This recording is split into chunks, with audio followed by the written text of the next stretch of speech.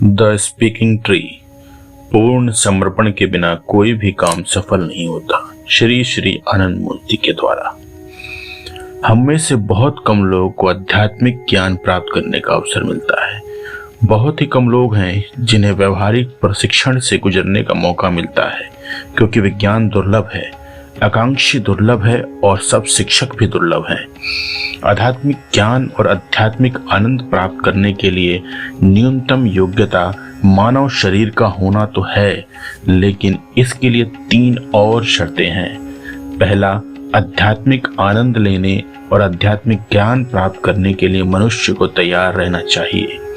साधक में उसे जानने की सच्ची इच्छा और उसके लिए सच्ची लालसा होनी चाहिए। इसके लिए व्यक्ति को अपना सब कुछ कुर्बान करने के लिए तैयार रहना होगा। पूर्ण समर्पण के बिना कुछ भी नहीं किया जा सकता। अपनी सभी प्रवृत्तियों को साथ लेकर कोई सर्वोच्च सत्ता की ओर कैसे बढ़ सकता है? इसके लिए व्यक्ति को स्थूल वस्तुओं की ओर बढ़ने वाली सभी मानसिक प्रवृत्तियों को वापस लेना होगा और उन्हें सर्वोच्च सत्ता की ओर निर्देशित करना होगा। दूसरी शर्त है परिप्रश्न। परिप्रश्न का अर्थ है प्रश्न। परिप्रश्न क्या है? आप जानते हैं, कभी कभी आप अपनी जिज्ञासा की प्यास बुझाने के लिए एक प्रश्न पूछते हैं और कभी कभी सिर्फ दूसरे व्यक्ति को बेवकूफ बनाने के लिए आप एक प्रश्न पूछते हैं, जबकि आपको उसका उत्तर पता है।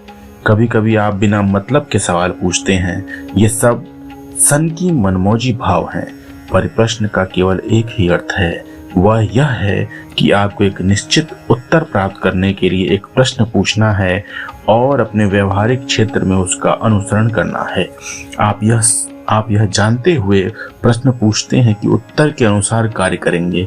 इसलिए आध्यात्मिक साधकों के सभी प्रश्न परिप्रश्न होने चाहिए, न कि सामान्य प्रश्न। तीसरी शर्त है सेवा। जब आप परम पुरुष से आध्यात्मिक विज्ञान सीखना चाहते हैं तो केवल उसके ही आध्यात्मिक विज्ञान को जानते हैं, और जो एक भौतिक शरीर के माध्यम से आध्यात्मिक ज्ञान का प्रचार करते हैं उसे हम गुरु के रूप में जानते हैं। वास्तव में विज्ञान परम पुरुष के लिए ही जाना जाता है। जब आप उससे कुछ जानना चाहते हैं तो आपको उसे संतुष्ट करना होगा। जब वह प्रश्न होगा तो वह उत्तर देगा। वह तुम्हें सिखाएगा, और उसे संतुष्ट करने का एकमात्र तरीका उसके बच्चों को संतुष्ट करना है। समस्त जीव जगत उन्हीं की संतान है। वह जनक है। संपूर्ण सृष्टि को संतुष्ट करना ही सेवा है। आप जानते हैं, हमारे लेन देन 2 तरह के होते हैं। आप कुछ देते हैं और साथ ही आप कुछ लेते हैं। यह लेन देन एक व्यवसाय है। जब लेन देन एक तरफा होता है, यानी जब आप कुछ दे रहे होते हैं और बदले में कुछ नहीं चाहते हैं, तो इसे सेवा कहा जाता है।